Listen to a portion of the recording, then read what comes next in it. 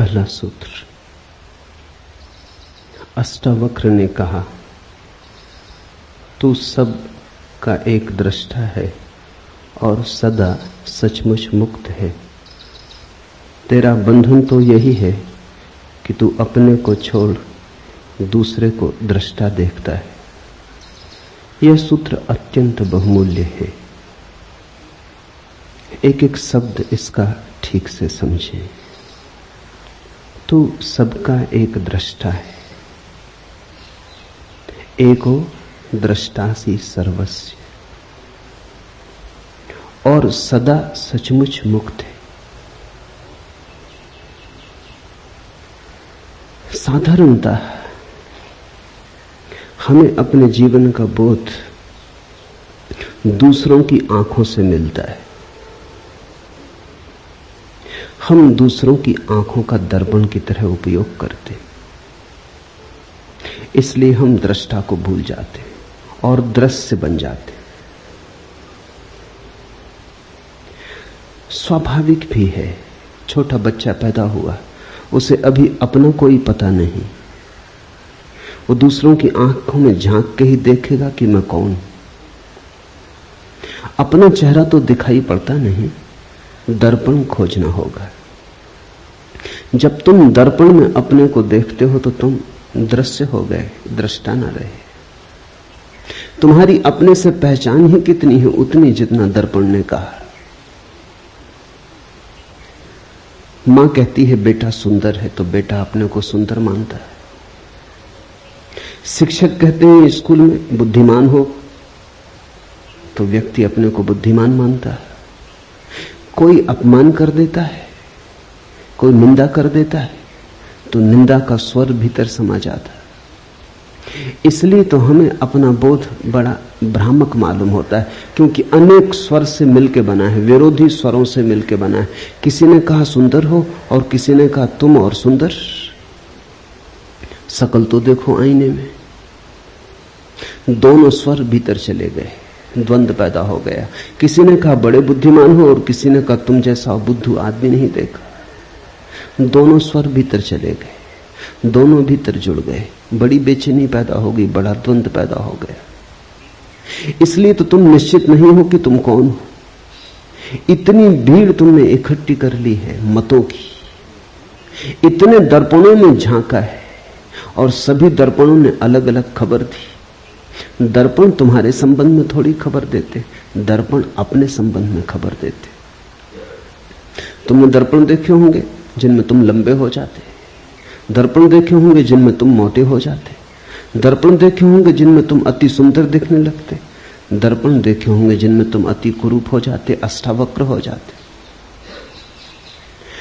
दर्पण में जो झलक मिलती है वो तुम्हारी नहीं है, दर्पण के अपने स्वभाव की है। विरोधी बातें इकट्ठी होती चली जाती। इन्हीं विरोधी बातों के संग्रह का नाम तुम समझ लेते हो मैं हूं। इसलिए तुम सदा कपते रहते हो, डरते रहते हो। लोक मत का कितना भय होता है। कहीं लोग बुरा ना सोचे, कहीं लोग ऐसा ना समझ लें कि मैं मूढ़ हूं, कहीं ऐसा ना समझ लें कि मैं असाधु हूं। लोग कहीं ऐसा ना समझ लें, क्योंकि लोगों के द्वारा ही हमने अपनी आत्मा निर्मित की है।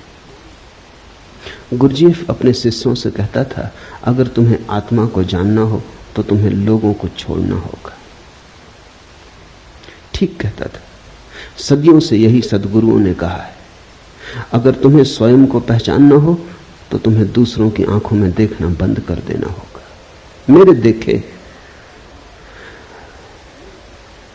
बहुत से खोजी, सत्य के अन्वेषक समाज को छोड़कर चले गए। उसका कारण ये नहीं था कि समाज में रह के सत्य को पाना असंभव है।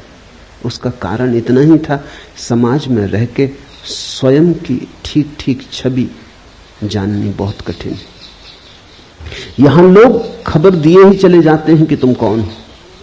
तुम पूछो न पूछो, सब तरफ से झलकें आती ही रहती हैं कि तुम कौन हो।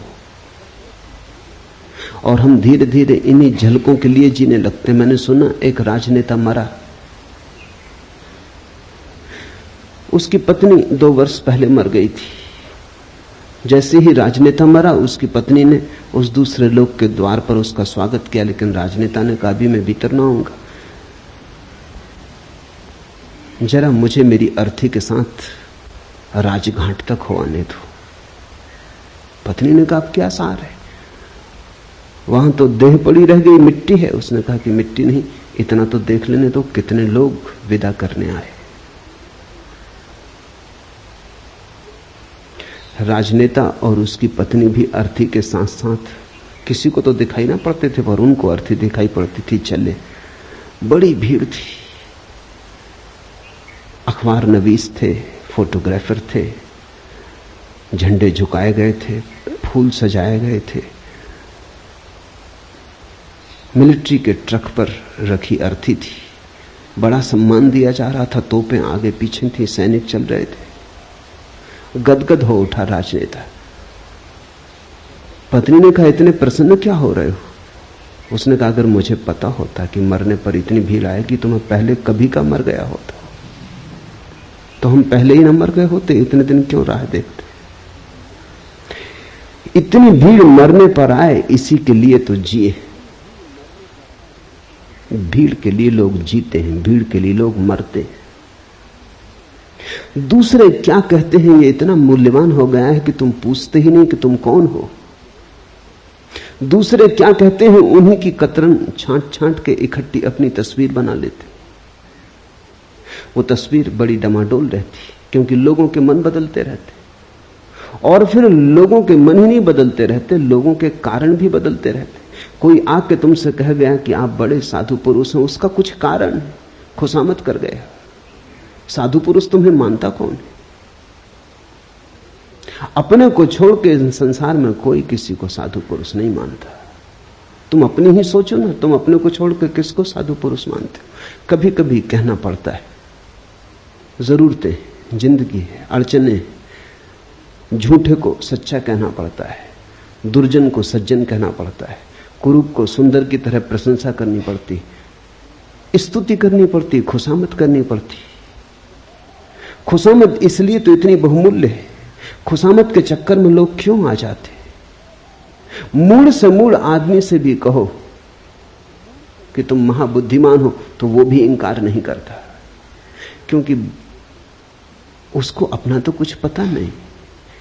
तुम जो कहते हो वही सुनता है, तुम जो कहते हो वही हो जाता है। तो उनके कारण बदल जाते। कोई कहता है सुंदर हो, कोई कहता है असुंदर हो, कोई कहता है भले हो, कोई कहता है बुरे हो। ये सब इकट्ठा होता चला जाता है, और इन विपरीत मतों के आधार पर तुम अपनी आत्मा का निर्माण कर लेते हो।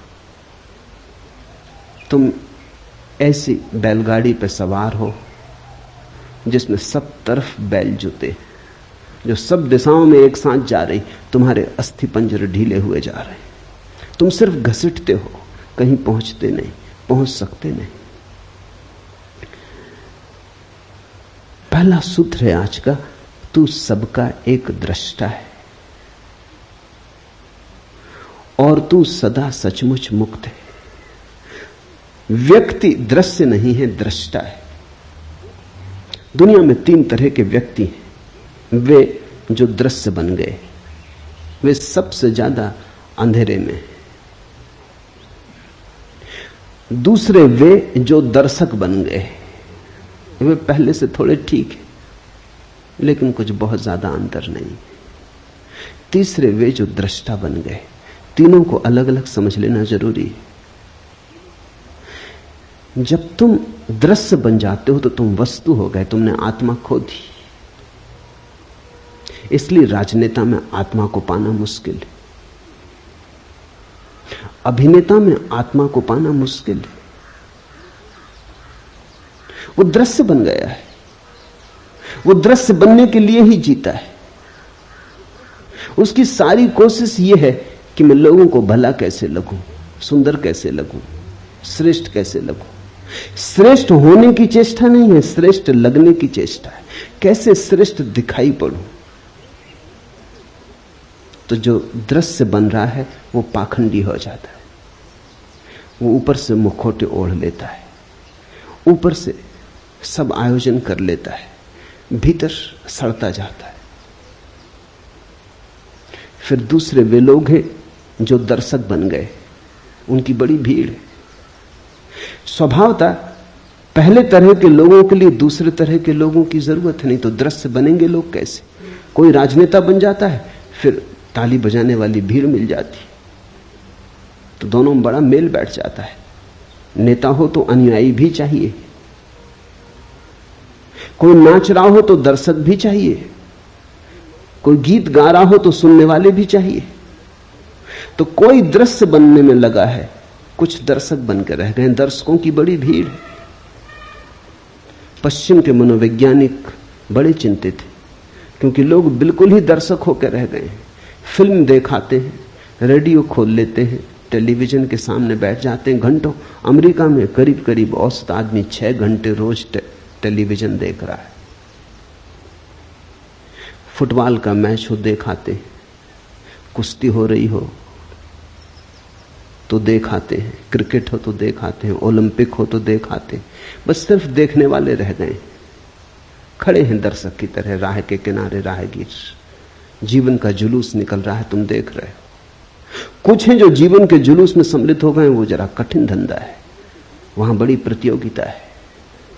जुलूस में सम्मिलित होना जरा मुश्किल है, बड़े संघर्ष और बड़े आक्रमण की जरूरत है। लेकिन जुलूस को देखने वालों की भी जरूरत है, वो किनारे खड़े देख रहे हैं। अगर वो न हो तो जुलूस भी विदा हो जाए। तुम थोड़ा सोचो, अगर अनुयायी न चले पीछे तो नेताओं का क्या हो? अकेले झंडा ऊंचा रहे हमारा, बड़े बुद्धू मालूम पड़े, बड़े पागल मालूम पड़े। राह किनारे लोग चाहिए, भीड़ चाहिए, तो पागलपन भी ठीक मालूम पड़ता है। तुम थोड़ा सोचो, कोई देखने ना आए और क्रिकेट का मैच होता रहे, मैच के प्राण निकल गए। मैच के प्राण मैच में थोड़ी, वो देखने जो लाखों लोग इकट्ठे होते हैं उनमें। और आदमी अद्भुत है, आदमी तो घुड़दौड़ देखने भी जाते। ये पूरा कोरेगांव पार्क घुड़दौड़ देखने वालों की बस्ती। ये बड़ी हैरानी की बात है, आदमी को दौड़ाओ, कोई घोड़ा देखने नहीं आता। घोड़े दौड़ते हैं, आदमी देखने जाते हैं। ये घोड़ों से भी गई बीती स्थिति हो गई। देखते ही देखते जिंदगी बीत जाती। दर्शक, प्रेम करते नहीं तुम, फिल्म में प्रेम चलता है वो देखते हो। नाचते नहीं तुम, कोई नाचता है तुम देखते हो। गीत तुम नहीं गुनगुनाते, कोई गुनगुनाता है तुम सुनते हो। तो तुम्हारा जीवन अगर नपुंसक हो जाए, अगर उसमें से सब जीवन ऊर्जा खो जाए, तो आश्चर्य क्या? तुम्हारे जीवन में कोई गति नहीं है, कोई ऊर्जा का प्रवाह नहीं है, तुम मुर्दे की भांति बैठे हो। बस तुम्हारा कुल काम इतना है कि देखते रहो, कोई दिखाता रहे, तुम देखते रहो। ये दो ही की बड़ी संख्या है दुनिया में, दोनों एक दूसरे से बंधे। मनोवैज्ञानिक कहते हैं दुनिया में हर बीमारी के दो पहलू होते हैं। दुनिया में कुछ लोग हैं जिनको मनोवैज्ञानिक कहते हैं मैसोचिस्ट, पर स्वदुखवादी, वो अपने को सताते हैं। और दुनिया में दूसरा एक वर्ग है जिसको मनोवैज्ञानिक कहते हैं सैडिस्ट, पर दुखवादी, दूसरे को सताते। दोनों की जरूरत है, इसलिए दोनों जब मिल जाते हैं तो बड़ा राग रंग चलता है।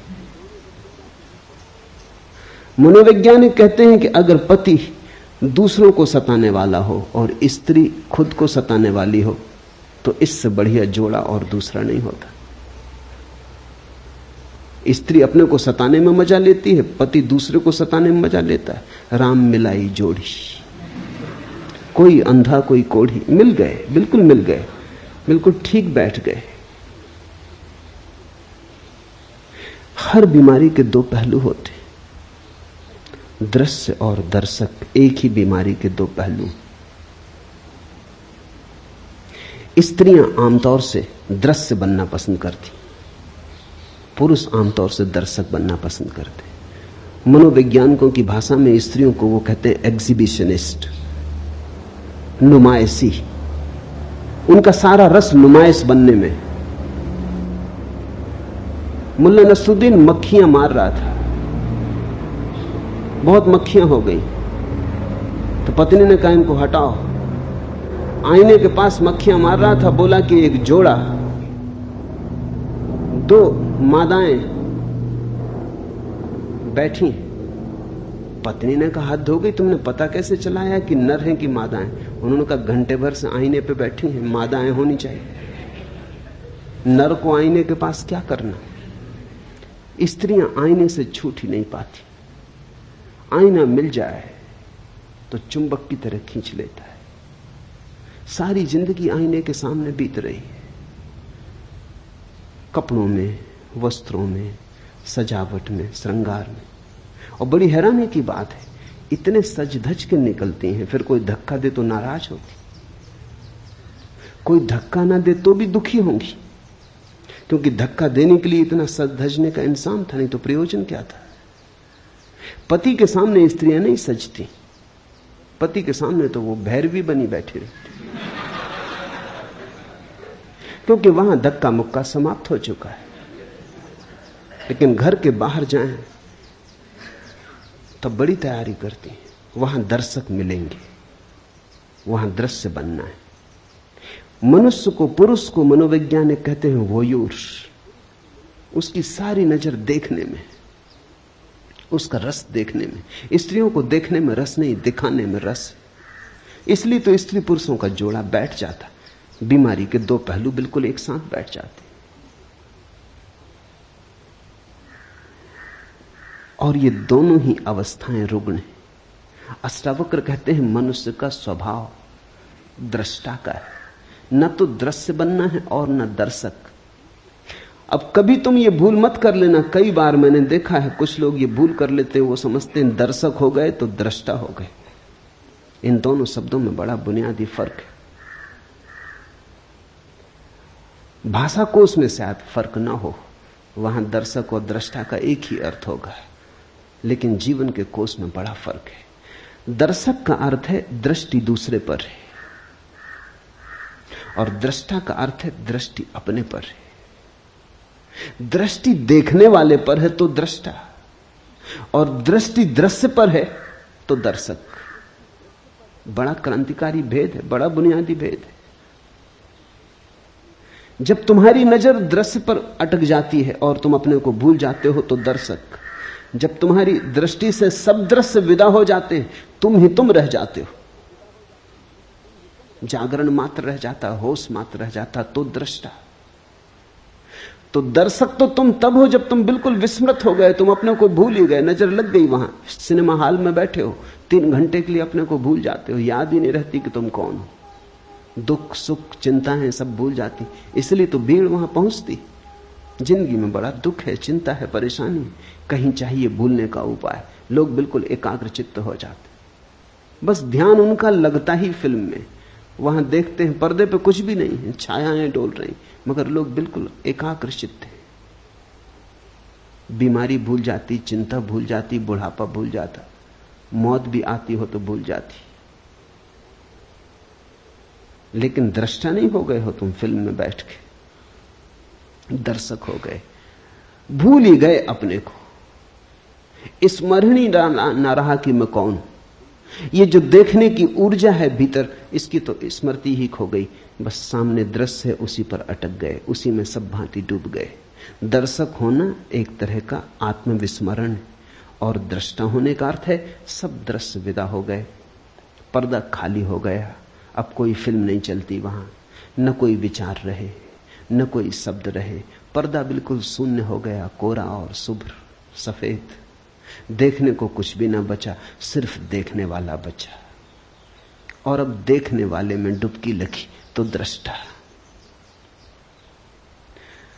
दृश्य और दर्शक, मनुष्यता इनमें बटी।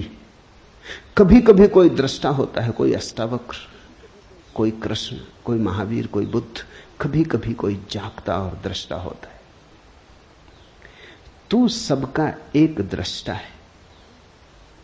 और इस सूत्र की खूबियां ये हैं कि जैसे ही तुम दृष्टा हुए, तुम्हें पता चलता है दृष्टा तो एक ही है संसार में, बहुत नहीं। दृश्य बहुत है, दर्शक बहुत है। अनेकता का अस्तित्व ही दृश्य और दर्शक के बीच है। वो झूठ का जाल है। दृष्टा तो एक ही है। ऐसा समझो कि चांद निकला, पूर्णिमा का चांद निकला, नदी पोखर में, तालाब सरोवर में, सागर में, सरिताओं में, सब जगह प्रतिबिंब बने। अगर तुम पृथ्वी पर घूमो और सारे प्रतिबिंबों का अंकन करो तो करोड़ों अरबों खरबों प्रतिबिंब मिलेंगे, लेकिन चांद एक है, प्रतिबिंब अनेक है। दृष्टा एक है, दृश्य अनेक है, दर्शक अनेक है। वो सिर्फ प्रतिबिंब है, वो छायाएं। तो जैसे ही कोई व्यक्ति दृश्य और दर्शक से मुक्त होता है, न तो दिखाने की इच्छा रही कि कोई देखे, न देखने की इच्छा रही। देखने और दिखाने का जाल छूटा, वो रस न रहा, तो वैराग्य। अब कोई इच्छा नहीं होती कोई देखे और कहे कि सुंदर हो, सज्जन हो, संत हो, साधु हो। अगर इतनी भी इच्छा भीतर रह गई कि लोग तुम्हें साधु समझें, तो अभी तुम पुराने जाल में पड़े हो। अगर इतनी भी आकांक्षा रह गई मन में कि लोग तुम्हें संत पुरुष समझें, तो तुम अभी पुराने जाल में पड़े हो। अभी संसार नहीं छूटा। संसार ने नया रूप लिया, नया ढंग पकड़ा, लेकिन यात्रा पुरानी ही जारी है, सातत्य पुराना ही जारी। क्या करोगे देखकर? खूब देखा, क्या पाया? क्या करोगे दिखाकर? कौन है यहां जिसको दिखा के कुछ मिलेगा? इन दोनों से पार हटकर, द्वंद्व से हटकर जो दृष्टा में डूबता है, तो पाता है कि एक ही है। ये पूर्णिमा का चांद तो एक ही है। ये सरोवरों, पोखरों, तालाबों, सागरों में अलग अलग दिखाई पड़ता था। अलग अलग दर्पण थे, इसलिए दिखाई पड़ता था। मैंने सुना है एक राजमहल था, सम्राट ने महल बनाया था सिर्फ दर्पणों से। दर्पण ही दर्पण थे अंदर, कांच महल था। एक कुत्ता, सम्राट का खुद का कुत्ता, रात बंद हो गया, भूल से अंदर रह गया। उस कुत्ते की अवस्था तुम समझ सकते हो क्या हुई होगी। वही आदमी की अवस्था है। उसने चारों तरफ देखा, कुत्ते ही कुत्ते थे। हर दर्पण में कुत्ता था। वो घबरा गया, वो भौंका। जब आदमी भयभीत होता है तो दूसरे को भयभीत करना चाहता है। शायद दूसरा भयभीत हो जाए तो अपना भय कम हो जाए। वो भौंका, लेकिन स्वभाव था वहां तो दर्पण ही थे। दर्पण दर्पण से कुत्ते भौंके, आवाज उसी पर लौट आई, अपनी ही प्रतिध्वनि थी। रात भर भौंकता रहा और बागता और दर्पणों से जूझता लहूलुहान हो गया। वहां कोई भी न था, अकेला था। सुबह मरा हुआ पाया गया। सारे भवन में खून के चिन्ह थे। उसकी कथा आदमी की कथा है। यहां दूसरा नहीं, यहां अन्य है ही नहीं। जो है अनन्य है, यहां एक है। लेकिन उस एक को जब तक तुम भीतर से ना पकड़ लोगे, ख्याल में ना आएगा। तू सबका एक दृष्टा है और सदा सचमुच मुक्त है। अष्टावक्र कहते हैं सचमुच मुक्त है। इसे कल्पना मत समझना। आदमी बहुत अद्भुत है। आदमी सोचता है कि संसार तो सत्य है और ये सत्य की बातें सब कल्पना है। दुख तो सत्य मानता है, सुख की कोई किरण उतरे तो मानता है कोई सपना है, कोई धोखा है। मेरे पास लोग आते हैं, वो कहते हैं बड़ा आनंद मालूम हो रहा है। शक होता है ये कहीं भ्रम तो नहीं। दुख में इतने जन्मों जन्मों तक रहे कि भरोसा ही खो गया कि आनंद हो भी सकता है। आनंद असंभव मालूम होने लगा है। रोने का अभ्यास ऐसा हो गया है, दुख का ऐसा अभ्यास हो गया है, कांटों से ऐसी पहचान हो गई कि फूल अगर दिखाई भी पड़े तो भरोसा नहीं आता, लगता है सपना है, आकाश कुसुम, होगा नहीं, हो नहीं सकता। इसलिए अष्टावक्र कहते हैं सचमुच मुक्त है, व्यक्ति बंधा नहीं। बंधन असंभव है क्योंकि केवल परमात्मा है, केवल एक है। न तो बांधने को कुछ है, न बंधने को कुछ है। तू सदा सचमुच मुक्त है। इसलिए अष्टावक्र जैसे व्यक्ति कहते हैं कि इसी क्षण चाहे तो मुक्त हो सकता है, क्योंकि मुक्त है ही। मुक्ति में कोई बाधा नहीं, बंधन कभी पड़ा नहीं, बंधन केवल माना हुआ है। तेरा बंधन तो यही है कि तू अपने को छोड़ दूसरे को दृष्टा देखता है। एको दृष्टासी सर्वस्य मुक्त प्रायो असि सर्वदा, अयमेव ही ते बंधो दृष्टारम पश्य सीतरम। एक ही बंधन है कि तू अपने को छोड़ दूसरे को दृष्टा देखता है, और एक ही मुक्ति है कि तू अपने को दृष्टा जान ले।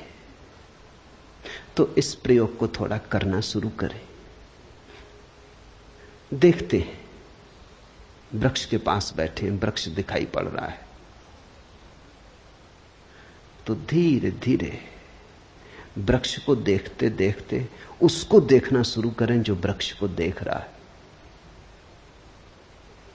जरा से हेरफेर की बात है। साधारणतः चेतना का तीर वृक्ष की तरफ जा रहा है, इस तीर को दोनों तरफ जाने दें, इसका फल दोनों तरफ कर लें।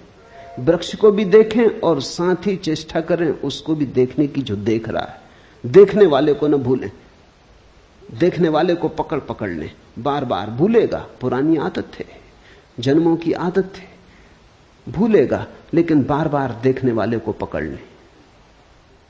जैसे जैसे देखने वाला पकड़ में आने लगेगा, कभी कभी क्षण भर को ही आएगा, लेकिन क्षण भर को ही पाएंगे एक अपूर्व शांति का उदय हुआ, एक आशीष बरसा, एक सौभाग्य की किरण उतरी। एक क्षण को भी अगर ऐसा होगा तो एक क्षण को भी मुक्ति का आनंद मिलेगा, और वो आनंद तुम्हारे जीवन के स्वाद को और जीवन की धारा को बदल देगा। शब्द नहीं बदलेंगे तुम्हारे जीवन की धारा को, शास्त्र नहीं बदलेंगे, अनुभव बदलेगा, स्वाद बदलेगा। यहां मुझे सुन रहे हैं, दो तरह से सुना जा सकता है। सुनते वक्त मैं जो बोल रहा हूं अगर उस पर ही ध्यान रहे और तुम अपने को भूल जाओ तो फिर तुम दृष्टा ना रहे, श्रोता ना रहे, श्रावक ना रहे। तुम्हारा ध्यान मुझ पे अटक गया तो तुम दर्शक हो गए। आंख से ही दर्शक नहीं हुआ जाता, कान से भी दर्शक हुआ जाता है। जब भी ध्यान ऑब्जेक्ट पर, विषय पर अटक जाए तो तुम दर्शक हो गए। सुनते वक्त सुनो मुझे, साथ में उसको भी देखते रहो, पकड़ते रहो, टटोलते रहो जो सुन रहा है। निश्चित ही तुम सुन रहे हो, मैं बोल रहा हूं। बोलने वाले पर ही नजर ना रहे, सुनने वाले को भी पकड़ते रहो, बीच बीच में उसको ख्याल लेते रहो। धीरे धीरे तुम पाओगे कि जिस घड़ी में तुमने सुनने वाले को पकड़ा, उसी घड़ी में तुमने मुझे सुना, से सब व्यर्थ गया। जब तुम सुनने वाले को पकड़ के सुनोगे तब जो मैं कह रहा हूं वही तुम्हें सुनाई पड़ेगा। और अगर तुमने सुनने वाले को नहीं पकड़ा है तो तुम न मालूम क्या क्या सुन लोगे जो मैंने ना तो कहा ना अष्टावक्र ने कहा है। तब तुम्हारा मन बहुत से जाल बुन लेगा, तुम बेहोश हो। बेहोशी में तुम कैसे होश की बातें समझ सकते हो? ये बातें होश की हैं, ये बातें किसी और दुनिया की हैं। तुमने अगर नींद में सुना तो तुम इन बातों के आसपास अपने सपने गूंथ लोगे, तुम इन बातों का रंग खराब कर दोगे, तुम इनको पोत लोगे, तुम अपने ढंग से इनका अर्थ निकाल लोगे, तुम इनकी व्याख्या कर लोगे। तुम्हारी व्याख्या में ही ये अद्भुत वचन मुर्दा हो जाएंगे। तुम्हारे हाथ लाश लगेगी अष्टावक्र की, जीवित अष्टावक्र से तुम चूक जाओगे। क्योंकि जीवित अष्टावक्र को पकड़ने के लिए तो तुम्हें अपने दृष्टा को पकड़ना होगा। वहां है जीवित अष्टावक्र। इसे ख्याल में लो। सुनते हो मुझे, सुनते सुनते उसको भी सुनने लगो जो सुन रहा है। तीर दोहरा हो जाए, मेरी तरफ हो तुम्हारी तरफ भी हो। अगर मैं भूल जाऊं तो कोई हर्जा नहीं, लेकिन तुम नहीं भूलने चाहिए। और एक ऐसी घड़ी आती जब ना तो तुम रह जाते न मैं रह जाता। एक ऐसी परम शांति की घड़ी आती है जब दो नहीं रह जाते, एक ही बचता है। तुम ही बोल रहे हो, तुम ही सुन रहे हो, तुम ही देख रहे हो, तुम ही दिखाई पड़ रहे हो। उस घड़ी के लिए ही इशारा अष्टावक्र कर रहे हैं कि वो एक है दृष्टा और सदा सचमुच मुक्त है। बंधन स्वप्न जैसा है।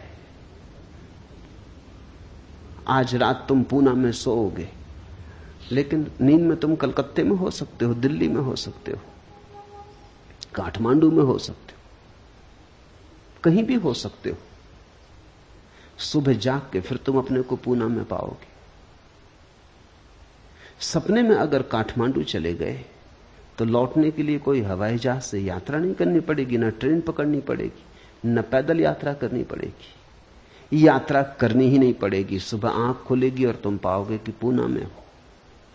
सुबह तुम पाओगे तुम कहीं गए ही नहीं, सपने में गए थे। सपने में जाना कोई जाना है। बंधन तो एक ही है तेरा कि तू अपने को छोड़ दूसरे को दृष्टा देखता है।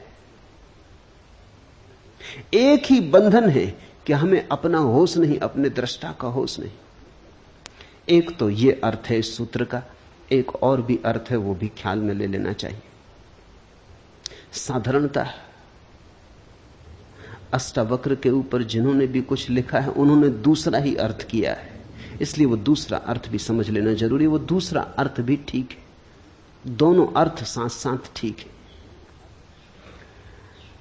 तेरा बंधन तो यही है कि तू अपने को छोड़ दूसरे को दृष्टा देखता है। तुम मुझे सुन रहे हो, तुम सोचते हो कान सुन रहा है, तुम मुझे देख रहे हो, तुम सोचते हो आंख देख रही है। आंख क्या देखेगी? आंख को दृष्टा समझ रहे हो तो भूल हो गई। देखने वाला तो आंख के पीछे, सुनने वाला तो कान के पीछे। तुम मेरे हाथ को छुओ तो तुम सोचोगे तुम्हारे हाथ ने मेरे हाथ को छुआ, गलती हो रही। छूने वाला तो हाथ के भीतर छिपा है। हाथ क्या छुएगा? कल मर जाओगे, लाश पड़ी रह जाएगी, लोग हाथ पकड़े बैठे रहेंगे, कुछ भी ना छुएगा। लाश पड़ी रह जाएगी, आंख खुली पड़ी रहेगी, सब दिखाई पड़ेगा और कुछ भी दिखाई ना पड़ेगा। लाश पड़ी रह जाएगी, संगीत होगा, बैंड बाजे बजेंगे, कान पर चोट भी लगेगी, झंकार भी आएगी, लेकिन कुछ भी सुनाई ना पड़ेगा। जिसे सुनाई पड़ता था, जिसे दिखाई पड़ता था, जिसे स्पर्श होता था, स्वाद होता था, वो जा चुका। इंद्रियां नहीं अनुभव लाती, इंद्रियों के पीछे छिपा हुआ कोई।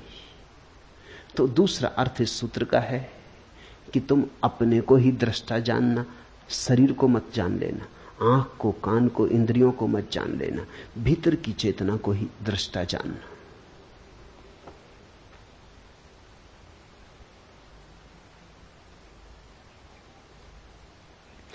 मैं करता हूं ऐसे अहंकार रूपी अत्यंत काले सर्प से दंशित हुआ तू। मैं करता नहीं हूं ऐसे विश्वास रूपी अमृत को पीकर सुखी हो। अहम करता इति, मैं करता हूं ऐसे अहंकार रूपी अत्यंत काले सर्प से दंशित हुआ तू। हमारी मान्यता ही सब कुछ है।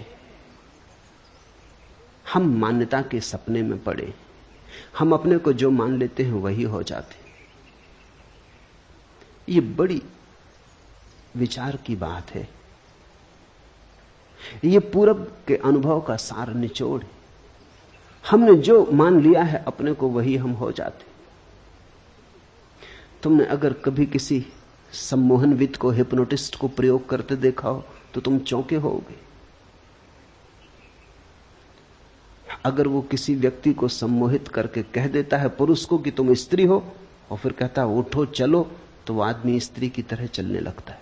बहुत कठिन है स्त्री की तरह चलना, उसके लिए खास तरह का शरीर का ढांचा चाहिए। स्त्री की तरह चलने के लिए गर्भ की खाली जगह चाहिए पेट में, अन्यथा कोई स्त्री की तरह चल नहीं सकता। या बहुत अभ्यास करे तो चल सकता है। लेकिन कोई सम्मोहनविद किसी को सुला देता है बेहोशी में, वो कहता है उठो, तुम स्त्री हो, पुरुष नहीं, चलो, वो स्त्री की तरह चलने लगता है। वो उसे प्याज पकड़ा देता है और कहता है ये सेव है, नाश्ता कर लो। वो प्याज का नाश्ता कर लेता है और उससे पूछो कैसा स्वाद, वो कहता बड़ा स्वादिष्ट। उसे पता भी नहीं चलता कि ये प्याज है, उसे बास भी नहीं आती। सम्मोहन विदों ने अनुभव किया है, और अब तो ये वैज्ञानिक तथ्य है, इस पर बहुत प्रयोग हुए हैं। मूर्छित सम्मोहन में मूर्छित व्यक्ति के हाथ में उठा के एक साधारण कंकड़ रख दो और कह दो अंगारा रख दिया है, वो झटक के फेंक देता है, चीख मारता है कि जल गया। इतने तक भी बात होती तो ठीक था, लेकिन हाथ पे फफोला आ जाता है। तुमने खबर सुनी होगी लोगों की कि जो आग पर चल लेते हैं, वो भी सम्मोहन की गहरी अवस्था है। अगर तुमने ऐसा मान लिया कि नहीं जलूंगा, तो आग भी नहीं जलाती। मानने की बात है, अगर जरा भी संदेह रहा तो मुश्किल हो जाएगी, तो जल जाओगे। ऐसा बहुत बार हुआ है कि कुछ लोग सिर्फ हिम्मत करके चले गए कि जब इतने लोग चल रहे हैं तो हम भी चल लेंगे, लेकिन भीतर संदेह का कीड़ा था, वो जल गए। ऑक्सफोर्ड यूनिवर्सिटी में इस पर प्रयोग किया गया। लंका से कुछ बौद्ध भिक्षु बुलाए गए थे चलने के लिए। वो बुद्ध पूर्णिमा को हर वर्ष बुद्ध की स्मृति में आग पर चलते। वो बात बिल्कुल ठीक है, बुद्ध की स्मृति में आग पर चलना चाहिए, क्योंकि बुद्ध की कुल स्मृति इतनी है कि तुम देह नहीं हो। तो जब हम देह ही नहीं है तो आग हमें कैसे जलाएगी? कृष्ण ने गीता में कहा है, न आग तुझे जला सकती, न शस्त्र तुझे छेद सकते। नैनम छिदंती शस्त्राणि नाहम दहती पावका। नहीं आग तुझे जलाएगी, नहीं शस्त्र तुझे छेद सकते। तो बुद्ध पूर्णिमा के दिन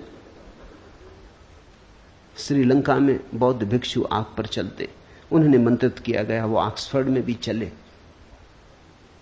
जब वो ऑक्सफोर्ड में चल रहे थे तो एक भिक्षु जल गया। कोई 20 भिक्षु चले, एक भिक्षु जल गया। खोजबीन की गई कि बात क्या हुई। वो भिक्षु सिर्फ इंग्लैंड देखने आया था, उसे कोई भरोसा नहीं था कि वो चल पाएगा। उसकी मर्जी कुछ और थी, वो तो सिर्फ यात्रा करने आया था। उसकी तो आकांक्षा इतनी थी कि इंग्लैंड देख लेंगे, और उसने सोचा जब ये 19 लोग नहीं जलते तो मैं क्यों जलूंगा। मगर भीतर संदेह का कीड़ा था, वो जल गया। और वहीं उसी रात दूसरी घटना घटी कि एक प्रोफेसर, ऑक्सफोर्ड यूनिवर्सिटी का प्रोफेसर, जिसने कभी ये घटना न देखी थी न सुनी थी, वो सिर्फ बैठ के देख रहा था, उसे देख के इतना भरोसा आ गया कि वो उठा और चलने लगा और चल गया। न तो वो बौद्ध था, न धार्मिक था, उसे तो कुछ पता ही नहीं था। उसे तो सिर्फ इतने लोगों का चलना देख के ये लगा, ये भाव ऐसी गहनता से उठा, ये श्रद्धा इतनी सघन हो गई कि वो उठा एक गहन आनंद भाव में और नाचने लगा आग पर। भिक्षु भी चौंके, क्योंकि भिक्षुओं को तो ये ख्याल था कि बुद्ध भगवान उन्हें बचा रहे हैं। ये आदमी तो कोई बौद्ध नहीं है, ये तो अंग्रेज था, और धार्मिक भी नहीं था, चर्च भी नहीं जाता था, तो क्राइस्ट भी इसकी फिक्र नहीं करेंगे। बुद्ध से तो कुछ लेना देना है नहीं, इसका तो कोई भी मालिक नहीं था, सिर्फ श्रद्धा। हम जो मानते हैं गहन श्रद्धा में वही हो जाते। मैं करता हूं ऐसे अहंकार रूपी अत्यंत काले सर्प से दंशित हुआ तू। मैं करता नहीं हूं ऐसे विश्वास रूपी अमृत को पीकर सुखी हो। ये वचन ख्याल रखना, बार बार अष्टावक्र कहते हैं सुखी हो। वो कहते हैं इसी क्षण घट सकती है बात। अहम करता इति, मैं करता हूं, ऐसी हमारी धारणा है। उस धारणा के अनुसार हमारा अहंकार निर्मित होता है। कर्ता यानी अस्मिता। मैं करता हूं, उसी से हमारा अहंकार निर्मित होता है। इसलिए जितना बड़ा करता हो उतना बड़ा अहंकार होता है। तुमने अगर कुछ खास नहीं किया तो तुम क्या अहंकार रखोगे? तुमने एक बड़ा मकान बनाया तो उतना ही बड़ा तुम्हारा अहंकार हो जाता। तुमने एक बड़ा साम्राज्य रचाया तो उतनी ही सीमा तुम्हारे अहंकार की हो जाती। इसलिए तो दुनिया को जीतने के लिए पागल लोग निकलते। दुनिया को जीतने थोड़ी निकलते। दुनिया किसने कब जीती? लोग आते हैं चले जाते हैं, दुनिया को कौन जीत पाता है? लेकिन दुनिया को जीतने निकलते हैं घोषणा करने कि मेरा अहंकार इतना विराट है कि सारी दुनिया को छोटा कर दूंगा, घेर लूंगा, सीमा बना दूंगा। मैं ही परिभाषा बनूंगा सारे जगत की। सिकंदर और नेपोलियन और तैमूर और नादिर और सारे पागल दुनिया को घेरने चलते। ये दुनिया को घेरने के लिए जो आकांक्षा है, ये अहंकार की आकांक्षा है।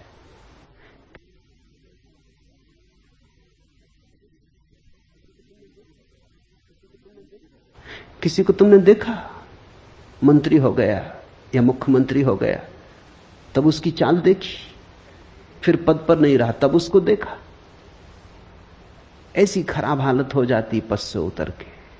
आदमी वही है, बल खो जाता है। वो जो अहंकार का विष था, जो गति दे रहा था, नशा दे रहा था, वो चाल में जो मस्ती आ गई थी, सिर ऊंचा उठ गया था, रीढ़ सीधी हो गई थी, वो सब खो जाता है। क्या हो गया? एक क्षण पहले इतना बल मालूम होता था, एक क्षण बाद ऐसा निर्बल हो गया। राजनीतिक पदों से उतर के ज्यादा दिन जिंदा नहीं रहते। राजनीतिक जब तक जीतते हैं तब तक बलशाली रहते हैं, जैसे ही हारने लगते वैसे ही बल खो जाता। मनोवैज्ञानिक कहते हैं कि लोग रिटायर होकर जल्दी मर जाते। 10 साल का फर्क पड़ता है, थोड़ा बहुत फर्क नहीं।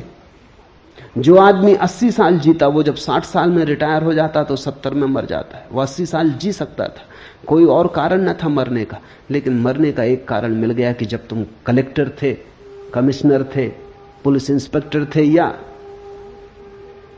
कांस्टेबल ही सही, स्कूल के मास्टर ही सही।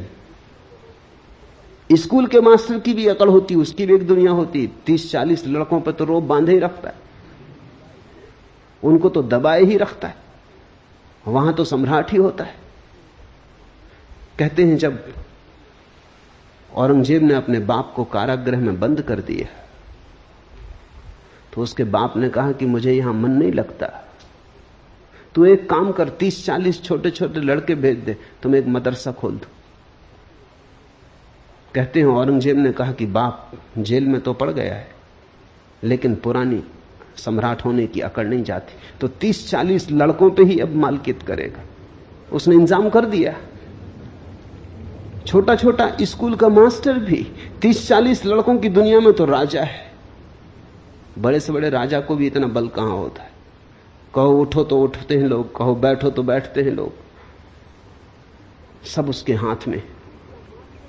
स्कूल का मास्टर ही सही, कलेक्टर हो, डिप्टी कलेक्टर हो, मिनिस्टर हो, कोई भी हो, जैसे ही रिटायर होता है वैसे ही बल खो जाता। अब कोई रास्ते पर नमस्कार नहीं करता,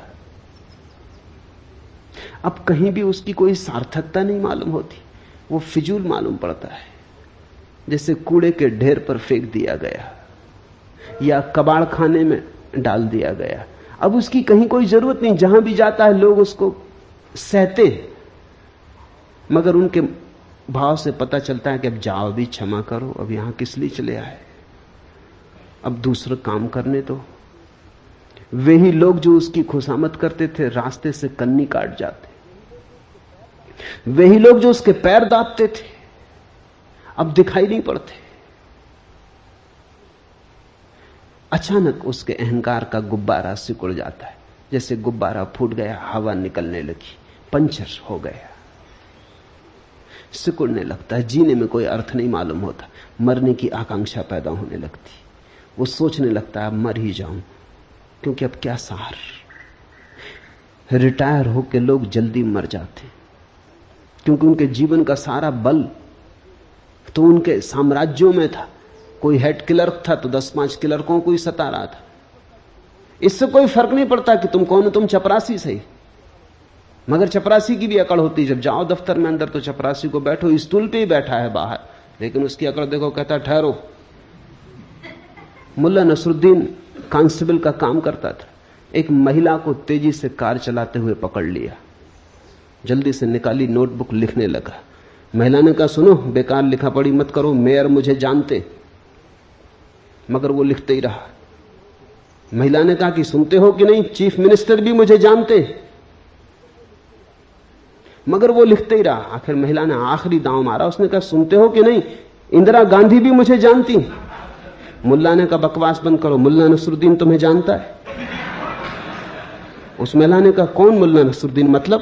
उसने कहा मेरा नाम मुल्ला नसरुद्दीन, अगर मैं जानता हूं तो कुछ हो सकता है, बाकी कोई भी जानता रहे, भगवान भी तुम्हें जानता हो। ये रिपोर्ट लिखी जाएगी, ये मुकदमा चलेगा। हर आदमी की अपनी अकड़ है, कांस्टेबल की भी अपनी अकड़ है, उसकी भी अपनी दुनिया है, अपना राज्य, उसके भीतर फंसे कि वो सताएगा। अहंकार जीता है उस सीमा पर जो तुम कर सकते हो। इसलिए तुम देखना, अहंकारी आदमी हां कहने में बड़ी मजबूरी अनुभव करता है। तुम अपने में ही निरीक्षण करना। ये मैं कोई दूसरों को जांचने के लिए तुम्हें मापदंड नहीं दे रहा हूं, तुम अपना ही आत्मविश्लेषण करना। नहीं कहने में मजा आता है, क्योंकि नहीं कहने में बल मालूम पड़ता है। बेटा पूछता है मां से कि जरा बाहर खिलाऊं, वो कहता नहीं नहीं, अभी बाहर खेलने में कुछ हर्जा भी नहीं है। बाहर नहीं खेलेगा बेटा तो कहां खेलेगा? और मां भी जानती है कि जाएगा ही वो, थोड़ा शोरगुल मचाएगा, वो भी अपना बल दिखलाएगा, बलों की टक्कर होगी, थोड़ी राजनीति चलेगी, वो चीख पुकार मचाएगा, बर्तन पटकेगा, तब वो कहेगी अच्छा जा बाहर खेल। लेकिन वो जब कहेगी जा बाहर खेल, तब ठीक है, तब उसकी आज्ञा से जा रहा है।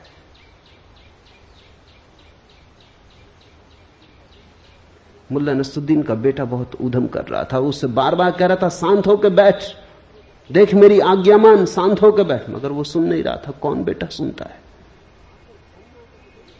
आखिर भन्ना के मुल्ला नसरुद्दीन ने कहा अच्छा अब कर जितना ऊधम करना, अब देख कैसे मेरी आज्ञा का उल्लंघन करता है।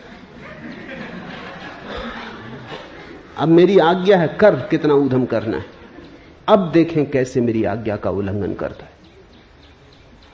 नहीं जल्दी आती जवान पर रखिए। तुम जरा गौर करना, 100 में 90 मौकों पर जहां नहीं कहने की कोई भी जरूरत न थी, वहां भी तुम नहीं कहते हो। नहीं कहने का मौका तुम चूकते नहीं। नहीं कहने का मौका मिले तो झपट के लेते हो। हां कहने में बड़ी मजबूरी लगती, हां कहने में बड़ी दयनीयता मालूम होती। हां कहने का मतलब होता तुम्हारा कोई बल नहीं। इसलिए जो बहुत अहंकारी हैं वो नास्तिक हो जाते। नास्तिक का मतलब उन्होंने आखिरी नहीं कह दी, उन्होंने कह दिया ईश्वर भी नहीं, और की तो बात छोड़ो। नास्तिक का अर्थ है कि उसने आखिरी अल्टीमेट परम इंकार कर दिया। आस्तिक का अर्थ है उसने परम स्वीकार कर लिया, उसने हां कह दिया ईश्वर है। ईश्वर को हां कहने का मतलब है मैं ना रहा, ईश्वर को न कहने का मतलब बस मैं ही रहा। अब मेरे ऊपर कोई भी नहीं, मेरे पार कोई भी नहीं, मेरी सीमा बांधने वाला कोई भी नहीं। हमारा कर्तृत्व हमारे अहंकार को भरता है। इसलिए अष्टावक्र के सूत्र को ख्याल करना, मैं करता हूं, अहम कर्ता इति। ऐसे अहंकार रूपी अत्यंत काले सर्प से दंसित हुआ तो व्यर्थ ही पीड़ित और परेशान हो रहा है। यह पीड़ा कोई बाहर से नहीं आती, ये दुख हम जो झेलते हैं अपना निर्मित किया हुआ है। जितना बड़ा अहंकार उतनी पीड़ा होगी। अहंकार घाव है, जरा सी हवा का झोंका भी दर्द दे जाता है। निरअहंकारी व्यक्ति को दुखी करना असंभव है, अहंकारी व्यक्ति को सुखी करना असंभव है। अहंकारी व्यक्ति ने तय ही कर लिया कि अब सुखी नहीं होना है, क्योंकि सुख आता है हां भाव से, स्वीकार भाव से। सुख आता है ये बात जानने से कि मैं क्या हूं, एक बूंद हूं सागर में। सागर की एक बूंद हूं, सागर ही है, मेरा होना क्या है। जिस व्यक्ति को अपने ना होने की प्रतीति सघन होने लगती है, उतने ही सुख के अंबार उस पर बरसने लगते। जो मिटा वो भर दिया जाता है, जिसने अकड़ दिखाई वो मिट जाता है।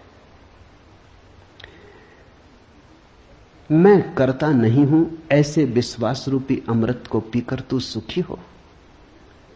मैं करता नहीं हूं ऐसे भाव को अष्टावक्र अमृत कहते। अहम न करता इति, यही अमृत है।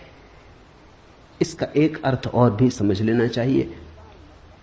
सिर्फ अहंकार मरता है, तुम कभी नहीं मरते, इसलिए अहंकार मृत्यु है, विष है। जिस दिन तुमने जान लिया कि अहंकार है ही नहीं, बस मेरे भीतर परमात्मा ही है, उसकी है एक फैलाव, उसकी ही एक किरण, उसकी ही एक बूंद, फिर तुम्हारी कोई मृत्यु नहीं, फिर तुम अमृत हो। परमात्मा के साथ तुम अमृत हो, अपने साथ तुम मरण धर्मा हो। अपने साथ तुम अकेले हो, संसार के विपरीत हो, अस्तित्व के विपरीत हो, तुम असंभव युद्ध में लगे हो जिसमें हार सुनिश्चित है। परमात्मा के साथ सब तुम्हारे साथ है, जिसमें हार असंभव है, जीत सुनिश्चित है। सबको साथ लेके चल पड़ो। जहां सहयोग से घट सकता हो वहां संघर्ष क्यों करते हो? जहां झुक के मिल सकता हो वहां लड़के लेने की चेष्टा क्यों करते हो? जहां सरलता से, विनम्रता से मिल जाता हो वहां तुम व्यर्थ ही ऊधम क्यों मचाते हो? व्यर्थ का उत्पात क्यों करते हो? मैं करता नहीं हूं ऐसे विश्वास रूपी अमृत को पीकर सुखी हो। जनक ने पूछा है कैसे हम सुखी हो, कैसे सुख हो, कैसे मुक्ति मिले। कोई विधि नहीं बता रहे हैं अष्टावक्र, वो नहीं कह रहे हैं कि साधो इस तरह, वो कहते हैं देखो इस तरह, दृष्टि ऐसी हो। बस ये सारा दृष्टि का ही उपद्रव है। दुखी हो तो गलत दृष्टि आधार है, सुखी होना है तो ठीक दृष्टि। विश्वास रूपी अमृत को पीकर सुखी हो, इसमें विश्वास की भी परिभाषा समझने जैसी है। अविश्वास का अर्थ होता है तुम अपने को समग्र के साथ एक नहीं मानते, उसी से संदेह उठता है। अगर तुम समग्र के साथ अपने को एक मानते हो तो कैसा अविश्वास? जहां ले जाएगा अस्तित्व वही शुभ है। न हम अपनी मर्जी आए न अपनी मर्जी जाते, न तो हमें जन्म का कोई पता है क्यों जन्मे, न हमें मृत्यु का कोई पता है क्यों मरेंगे। न हमसे किसी ने पूछा जन्म के पहले कि जन्मना चाहते हो, न हमसे कोई मरने के पहले पूछेगा कि मरोगे, मरने की इच्छा है। सब यहां हो रहा है, हमसे कौन पूछता है? हम व्यर्थ ही बीच में क्यों अपने को लाएं? जिससे जीवन निकला है उसी में हम विसर्जित होंगे, और जिसने जीवन दिया है उस पर अविश्वास कैसा? जहां से इस सुंदर जीवन का आविर्भाव हुआ है उस स्रोत पर अविश्वास कैसा? जहां से ये फूल खिले, जहां ये कमल खिले, जहां ये चांद तारे, जहां ये मनुष्य पशु पक्षी हैं, जहां इतना गीत है, जहां इतना संगीत है, जहां इतना प्रेम है, उस पर अविश्वास क्यों? विश्वास का अर्थ है हम अपने को विजाती नहीं मानते, परदेसी नहीं मानते। हम अपने को इस अस्तित्व के साथ एक मानते। इस एक की उद्घोषणा के होते ही जीवन में सुख की वर्षा हो जाती। ऐसे विश्वास रूपी अमृत को पीकर सुखी हो। विश्वास अमृतम पीत्वा सुखी भव। अभी हो जा सुखी, पीत्वा सुखी भव, इसी क्षण हो जा सुखी। मैं एक विशुद्ध बोध हूं, ऐसी निश्चय रूपी अग्नि से अज्ञान रूपी वन को जलाकर तू वीत सुख हुआ, सुखी हो। अभी हो जा दुख के पार। एक छोटी सी बात को जान लेने से दुख विसर्जित हो जाता है कि मैं विशुद्ध बोध हूं, कि मैं मात्र साक्षी भाव हूं, कि मैं केवल दृष्टा हूं। अहंकार का रोग एकमात्र रोग है। मैंने सुना है दिल्ली के एक कवि सम्मेलन में मुल्ला नसरुद्दीन भी सम्मिलित हुआ। जब कवि सम्मेलन समाप्त हुआ और संयोजक पारिश्रमिक बांटने लगे तो वो तृप्त न हुआ। पारिश्रमिक जितना वो सोचता था उतना उसे मिला नहीं। वो बड़ा नाराज हुआ। उसने कहा, जानते हो मैं कौन हूं? मैं पूना का कालिदास हूं। संयोजक भी छठे लोग रहे होंगे। उन्होंने कहा, ठीक, लेकिन ये तो बताइए कि पूना के किस मोहल्ले के कालिदास? मोहल्ले मोहल्ले में कालिदास है, मोहल्ले मोहल्ले में टैगोर है। हर आदमी यही सोचता है कि अनूठी अद्वितीय प्रतिभा है उसकी। अरब में कहावत है कि परमात्मा जब किसी आदमी को बनाता तो उसके कान में कह देता, तुमसे बेहतर आदमी कभी बनाया ही नहीं। और ये सभी से कहता है। ये मजाक बड़ी गहरी है। और हर आदमी मन में यही ख्याल लिए जीता है कि मुझसे बेहतर आदमी कोई बनाया नहीं, मैं सर्वोत्कृष्ट कृति हूं। कोई माने न माने तो उनकी ना समझी, ऐसे मैं सर्वोत्कृष्ट कृति हूं। इस दंभ में जीता आदमी बड़े दुख पाता है, क्योंकि इस दंभ के कारण वो बड़ी अपेक्षाएं करता है जो कभी पूरी नहीं होंगी। उसकी अपेक्षाएं अनंत हैं, जीवन बहुत छोटा है। जिसने भी अपेक्षा बांधी वो दुखी होगा। इस जीवन को एक और ढंग से भी जीने की कला है, अपेक्षा शून्य, बिना कुछ मांगे। जो मिल जाए उसके प्रति धन्यवाद से भरे हुए, कृतज्ञ भाव से। वही आस्तिक की प्रक्रिया है। जो तुम्हें मिला है वो इतना है, मगर तुम उसे देखो तब ना। मैंने सुना है एक आदमी मरने जा रहा था। जिस नदी के किनारे वो मरने गया, एक सूफी फकीर बैठा हुआ था। उसने कहा, क्या कर रहे हो? वो कूदने को ही था। उसने कहा, रोको मत, बहुत हो गया, जिंदगी में कुछ भी नहीं, सब बेकार है। जो चाहा नहीं मिला, जो नहीं चाहा वही मिला। परमात्मा मेरे खिलाफ है तो मैं भी क्यों स्वीकार करूं ये जीवन? उस फकीर ने कहा, ऐसा करो, एक दिन के लिए रुक जाओ, फिर मर जाना। इतनी जल्दी क्या? तुम कहते हो तुम्हारे पास कुछ भी नहीं। उसने कहा, कुछ भी नहीं। कुछ होता तो मरने क्यों आता? उस फकीर ने कहा, तुम मेरे साथ आओ, इस गांव का राजा मेरा मित्र है। वो ले गया फकीर को। फकीर उसे ले गया। उसने सम्राट के कान में कुछ कहा। सम्राट ने कहा, 1 लाख रुपए दूंगा।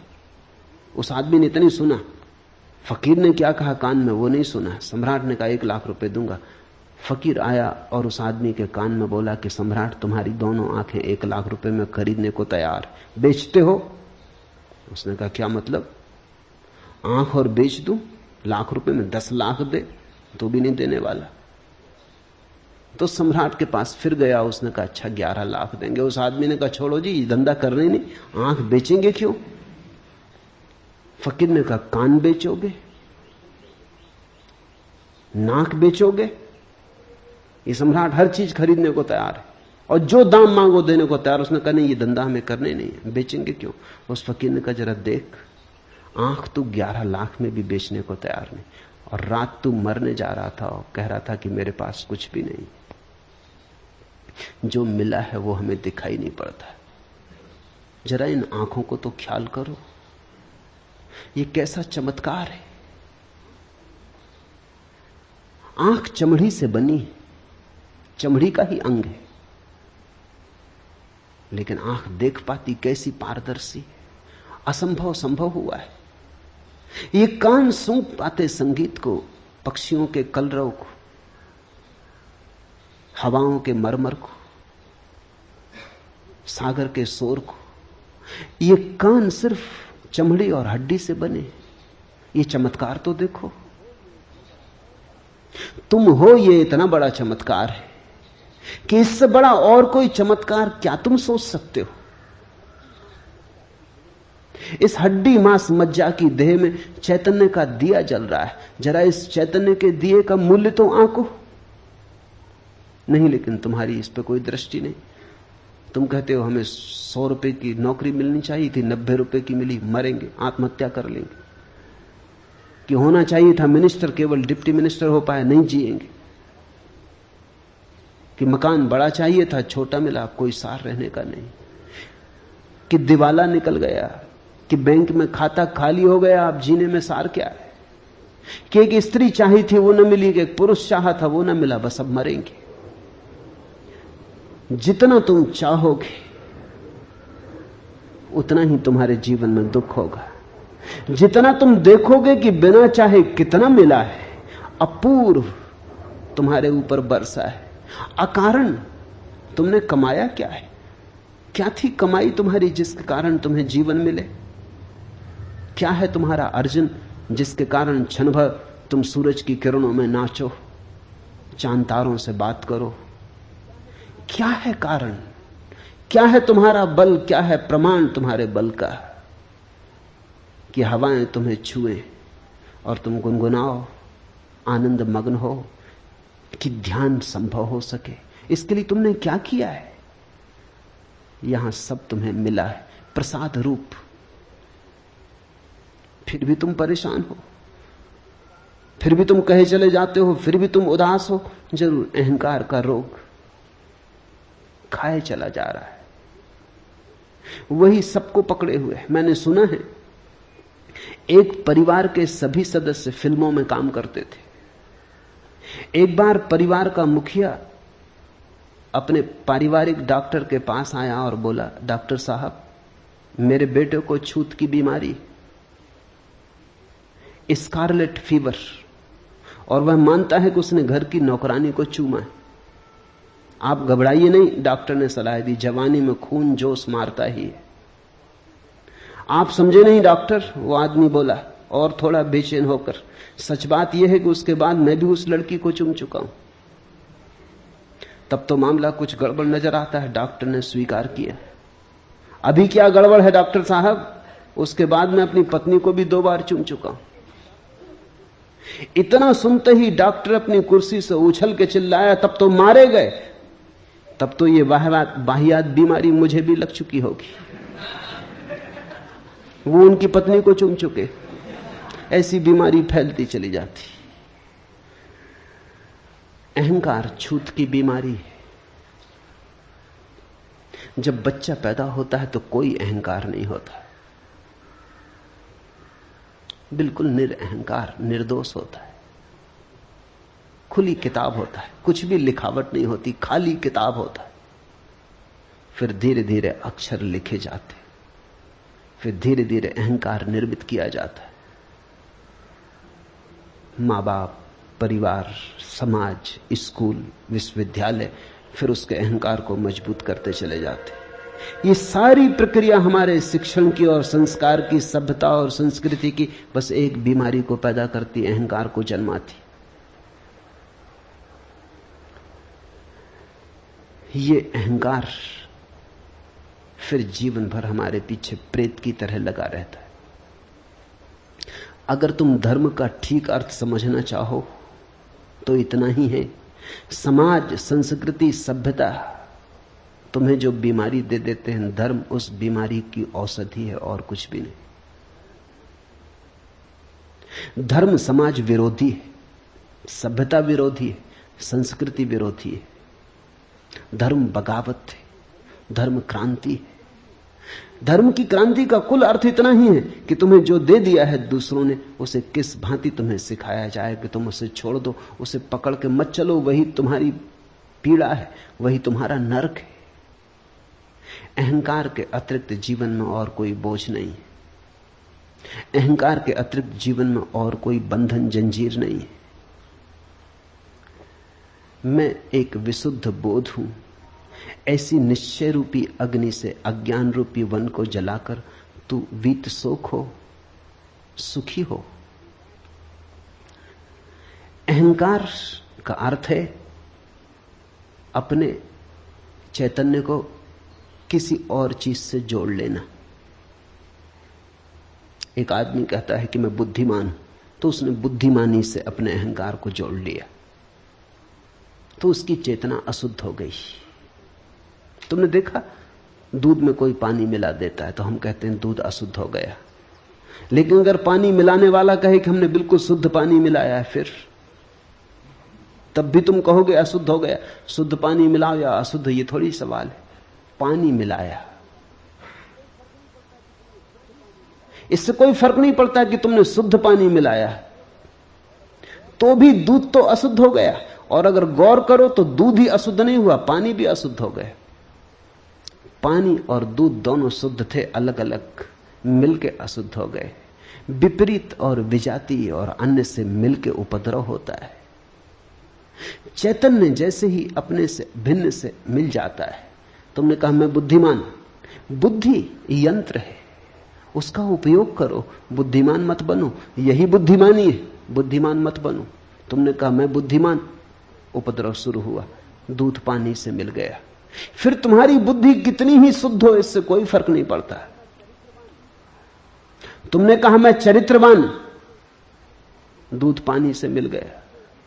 अब तुम्हारा चरित्र कितना ही शुद्ध हो, इससे कुछ फर्क नहीं पड़ता। दुष्चरित्र और सच्चरित्र दोनों के अहंकार होते हैं।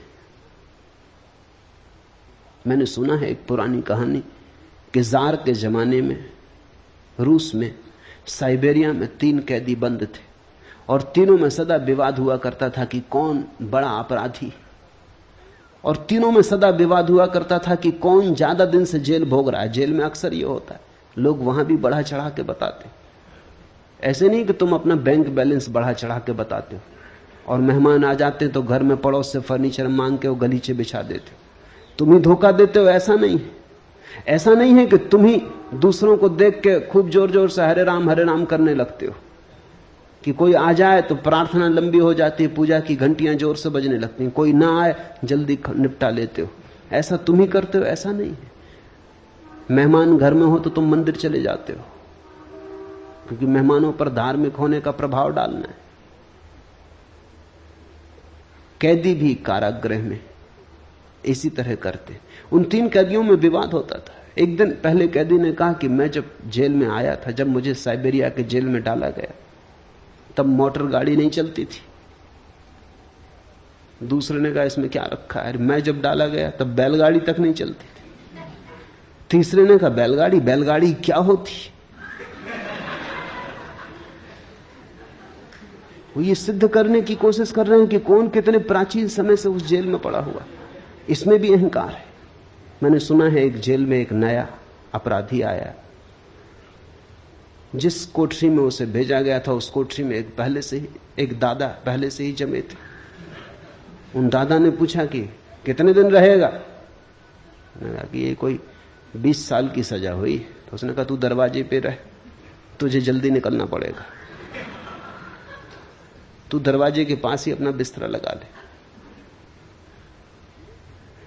अपराधी का भी अहंकार है, बुरे के साथ भी आदमी अपने अहंकार को भरता है, भले के साथ भी भरता है। लेकिन दोनों स्थितियों में चैतन्य अशुद्ध हो जाता है। अष्टावक्र कहते हैं मैं एक विशुद्ध बोध हूं, न तो मैं बुद्धिमान हूं,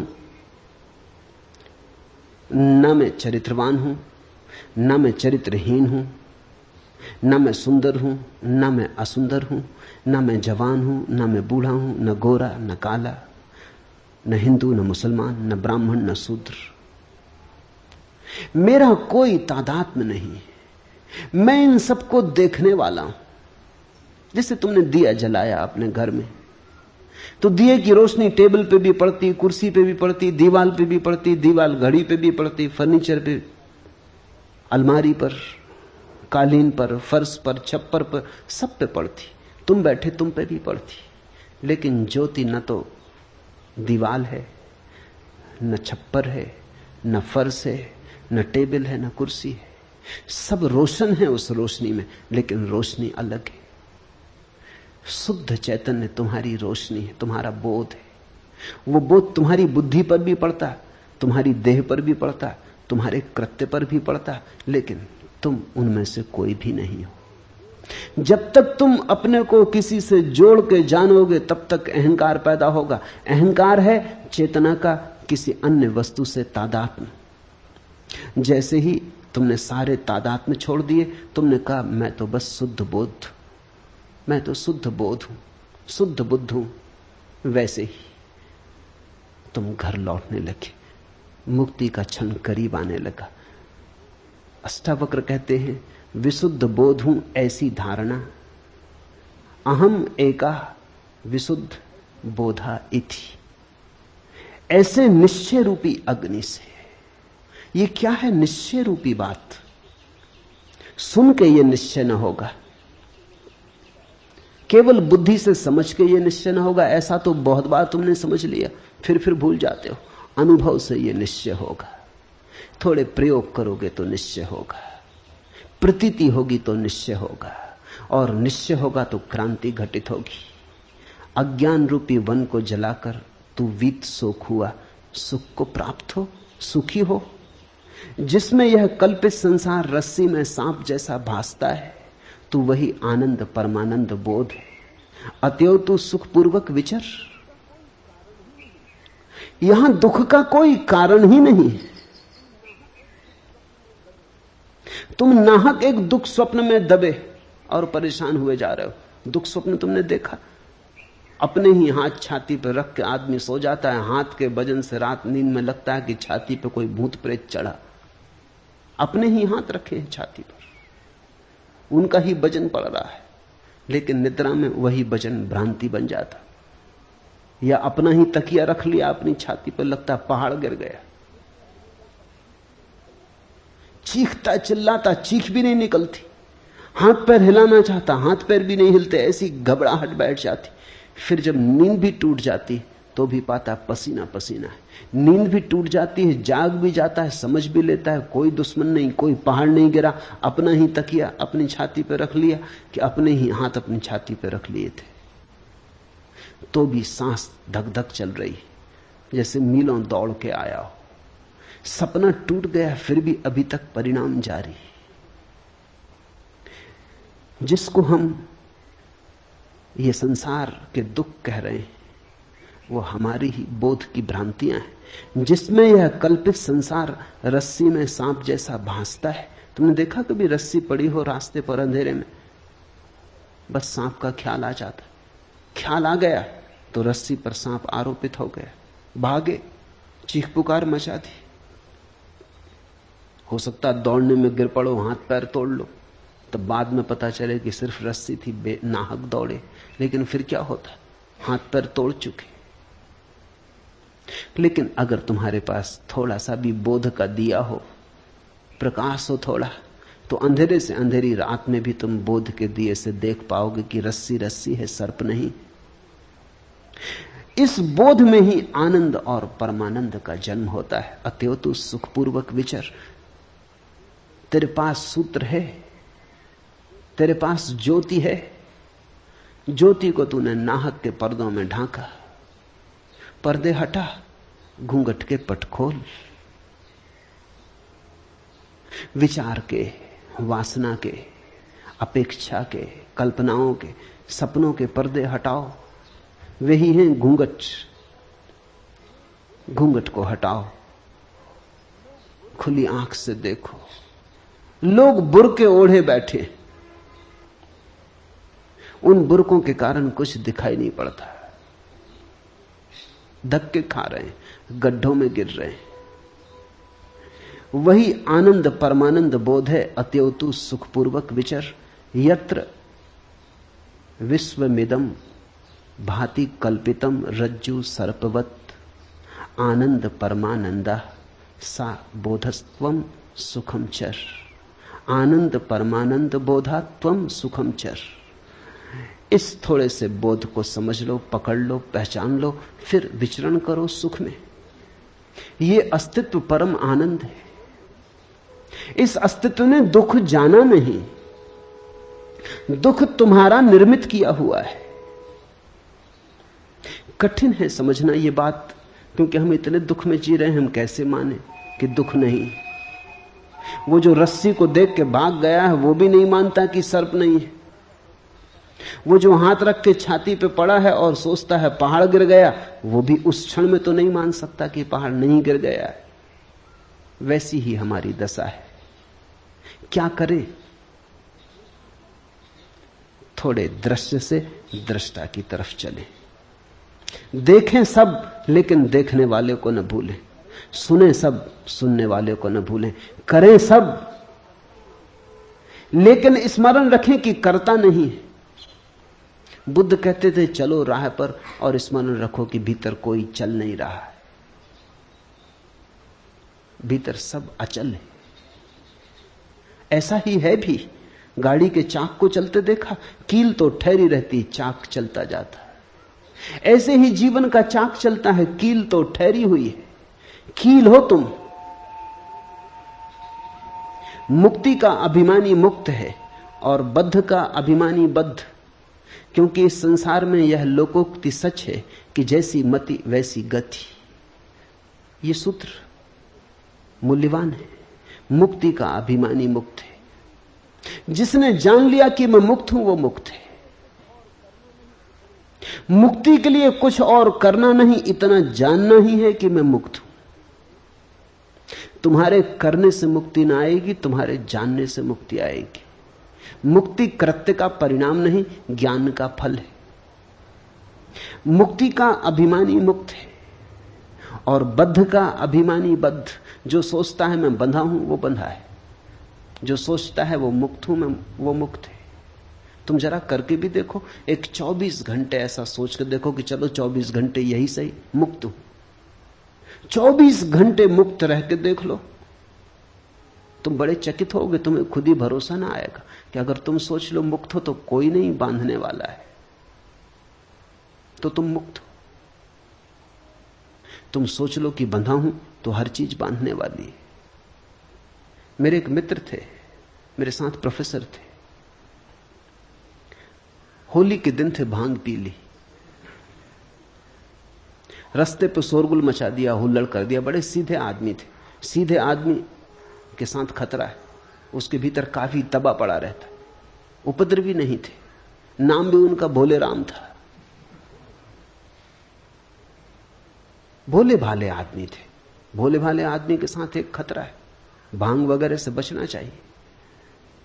क्योंकि वो भोला भालापन जो ऊपर ऊपर है, भांग ने तो डुबा दिया।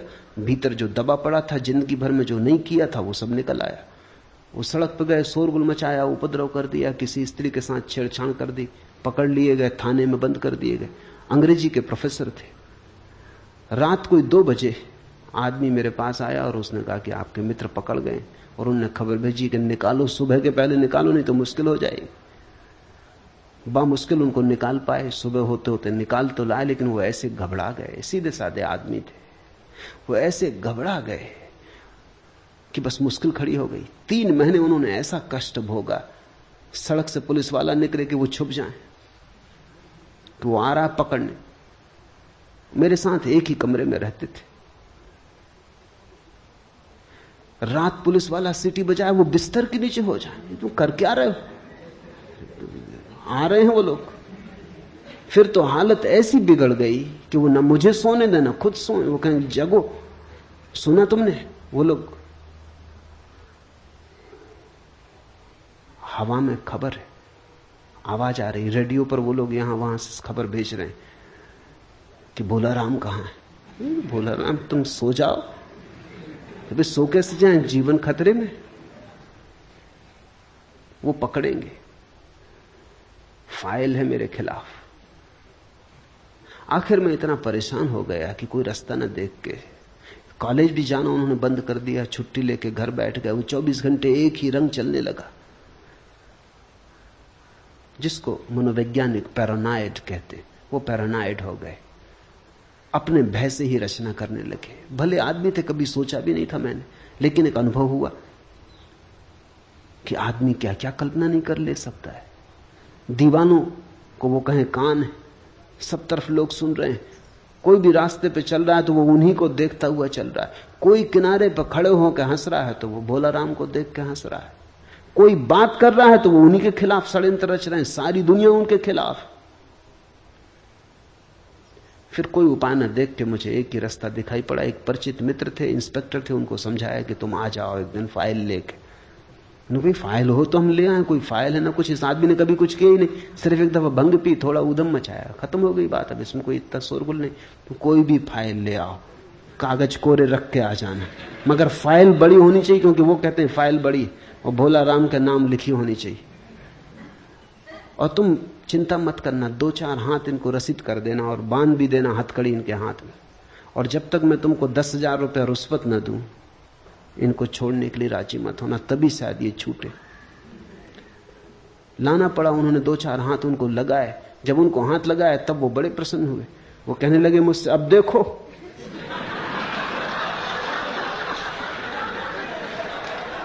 जो मैं कहता था हुआ कि नहीं। ये रही फाइल, बड़े बड़े अक्षरों में भोला राम लिखा है।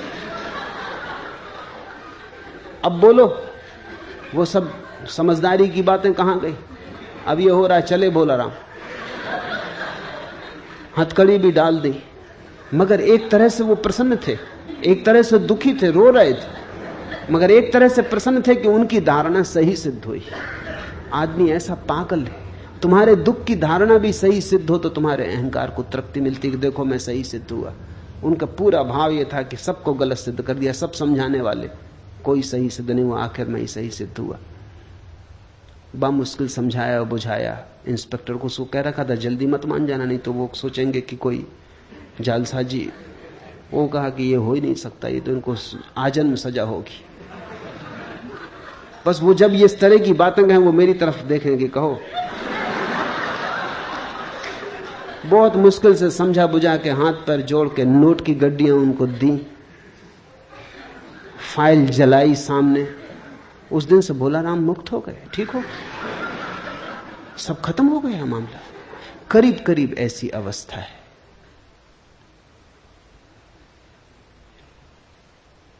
मुक्ति का अभिमानी मुक्त है और बद्ध का अभिमानी बद्ध, क्योंकि इस संसार में यह लोकोक्ति सच है कि जैसी मति वैसी गति।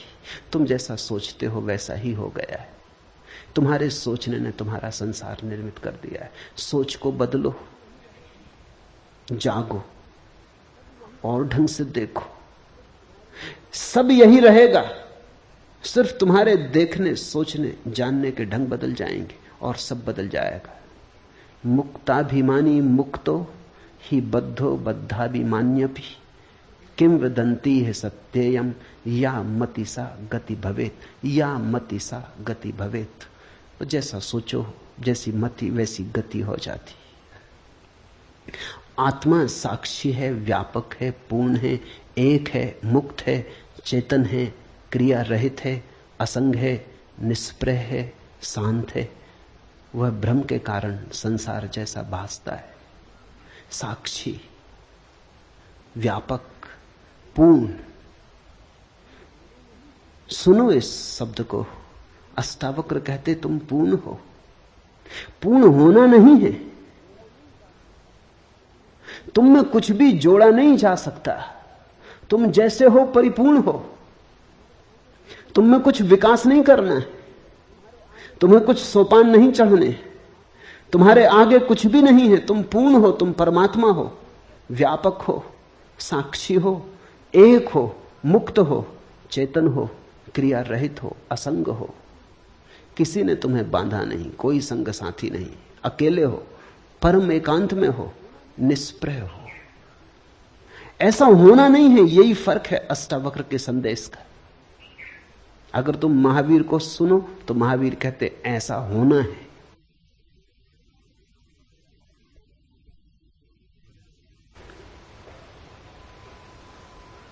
अष्टावक्र कहते हैं ऐसे तुम हो। ये बड़ा फर्क है, ये छोटा फर्क नहीं। महावीर कहते हैं असंग होना है, निष्प्रह होना है, पूर्ण होना है, व्यापक होना है, साक्षी होना है। अष्टावक्र कहते हैं तुम ऐसे हो, बस जागना है, ऐसा आंख खोल के देखना है। अष्टावक्र का योग बड़ा सहज योग है। साधो सहज समाधि भली, तू कूटस्थ बोधरूप अद्वैत आत्मा का विचार कर। अहम आभास इति, मैं आभास रूप अहंकारी जीव हूं। ये तुमने जो अब तक मान रखा है ये सिर्फ आभास है। ये तुमने जो मान रखा है ये तुम्हारी मान्यता है, मति है। यद्यपि तुम्हारे आसपास भी ऐसा ही मानने वाले लोग हैं, इसलिए तुम्हारी मति को बल भी मिलता है। आखिर आदमी अपनी मति उधार लेता है, तुम दूसरों से सीखते हो। आदमी अनुकरण करता है। यहां सभी दुखी हैं, तुम भी दुखी हो गए हो। जापान में एक अद्भुत संत हुआ, होते ही जैसे ही वो ज्ञान को उपलब्ध हुआ, या कहना चाहिए जैसे ही वो जागा, वो हंसने लगा। फिर वो जीवन भर हंसता ही रहा। वो गांव गांव जाता है। होते ही को जापान में लोग हंसता हुआ बुद्ध कहते। वो बीच बाजार में खड़ा हो जाता और हंसने लगता। फिर तो उसका नाम दूर दूर तक फैल गया। लोग उसकी प्रतीक्षा करते कि होते ही कब आएगा। उसका कोई और उपदेश न था, वो बस बीच बाजार में खड़े होकर हंसता। धीरे धीरे भीड़ इकट्ठी हो जाती और लोग भी हंसने लगते। होते ही से लोग पूछते आप कुछ और कहो, वो कहता और क्या कहें, नाहक रो रहे हो, कोई हंसने वाला चाहिए जो तुम्हें हंसा दे। इतनी ही खबर लाता हूं कि हंस लो, कोई कमी नहीं है। दिल खोल के हंसो, सारा अस्तित्व हंस रहा है, तुम नाहक रो रहे हो। तुम्हारा रोना बिल्कुल निजी, प्राइवेट है, पूरा अस्तित्व हंस रहा है। चांद तारे फूल पक्षी सब हंस रहे हैं, तुम नाहक रो रहे हो। खोलो आंख, हंस लो, मेरा कोई और संदेश नहीं है। वो हंसता एक गांव से दूसरे गांव घूमता रहता। कहते हैं उसने पूरे जापान को हंसाया और उसके पास लोगों को धीरे धीरे हंसते हंसते हंसते झलकें मिलती। वो उसका ध्यान था, वही उसकी समाधि थी।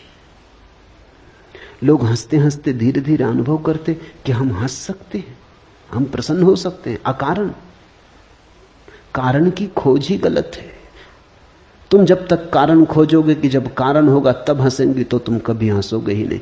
तुमने अगर सोचा कि कारण होगा तब सुखी होंगे, तो तुम कभी सुखी ना होगे। कारण खोजने वाला और दुखी होता जाता। कारण दुख के हैं, सुख स्वभाव है। कारण को निर्मित करना पड़ता, दुख को भी निर्मित करना पड़ता। सुख है, सुख मौजूद है, सुख को प्रकट करो, यही अष्टावक्र का बार बार कहना है। बोधस्त्वम सुखम चर वीत सोखा सुखी भव, विश्वासमृतम पीत्वा सुखी भव। पीले अमृत हो जा सुखी। मनुष्य पूर्ण है, एक है, मुक्त है। सिर्फ आभास बाधा डाल रहा है। मैं आभास रूप अहंकारी जीव हूं, ऐसे भ्रम को और बाहर भीतर के भाव को छोड़कर तू कूटस्थ बोधरूप अद्वैत आत्मा का विचार कर। अहम आभासा इति वाह्यम अंतरम भावम मुक्तवा। बाहर और भीतर के भाव से मुक्त हो जा। आत्मा न तो बाहर है और न भीतर। बाहर और भीतर भी सब मन के ही भेद है। आत्मा तो बाहर भी है, भीतर भी है। आत्मा में सब बाहर भीतर है, आत्मा ही है। बाहर भीतर के सब भाव को छोड़कर तू कूटस्थ बोध रूप अद्वैत आत्मा का विचार कर। यह अनुवाद ठीक नहीं है। मूल सूत्र है वाह्यम अंतरम भावम मुक्तवा। मुक्त होकर अंतर बाहर से त्वम कूटस्थ बोधम अद्वैतम आत्मानम परिभावे। परिभाव कर, विचार कर, ये ठीक नहीं। परिभाव कर कि तू कूटस्थ आत्मा है, ऐसा बोध कर, ऐसा भाव ऐसी भावना में जग। विचार तो फिर बुद्धि की बात हो जाती, विचार तो फिर ऊपर ऊपर की बात हो जाती। सिर से नहीं होगा, ये हृदय से होगा।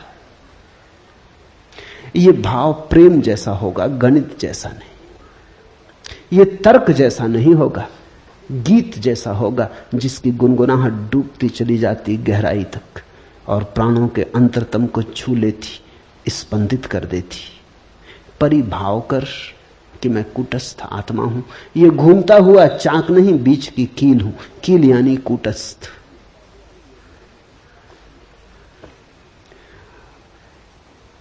तुम जब तक सोचते हो पृथ्वी पर हो, पृथ्वी पर हो। जिस क्षण तुमने तैयारी दिखाई, जिस क्षण तुमने हिम्मत की, उसी क्षण आकाश में उड़ना शुरू हो सकता है। दल के दल तैर रहे मेघ मगन भू पर, उड़ता जाता हूं मैं मेघों के ऊपर। एक अजब लोक खुला है मेरे आगे, कोई सपना विराट सोए में जागे। कहां उड़ जाता है समय सिंधु घर घर। गाड़ी जो अंधी घाटी में बर्फीली, उर्मिल धाराओं में मछली चमकीली। धसता जाता हूं पैनिल तम के भीतर, कोसों तक लाल परधी सूरज को घेरे। छलक रहा इंद्रधनुष पंखों पर मेरे, यहां वहां फूट रहे रंगों के निर्झर। ठहरी सी नदी कहीं, उड़ते से पुल हैं, धाराओं पर धाराएं आकुल व्याकुल हैं। गलगल कर बहे जा रहे नभ में भूधर, गांव पर गांव धवल जंगल कांसों के। उगते ये तरु अनंत किसकी सांसों के। एक दूसरी धरती बना हुआ है अंबर, दल के दल तैर रहे मेघ मगन भू पर। उड़ता जाता हूं मैं मेघों के ऊपर। एक अजब लोक खुला है मेरे आगे, कोई सपना विराट सोए में जागे। जागो, सपना खूब देखा, अब जागो। बस जागना कुंजी, कुछ और करना नहीं। न कोई साधना, न कोई योग, न आसन, बस जागना। हरिओम तत्सत।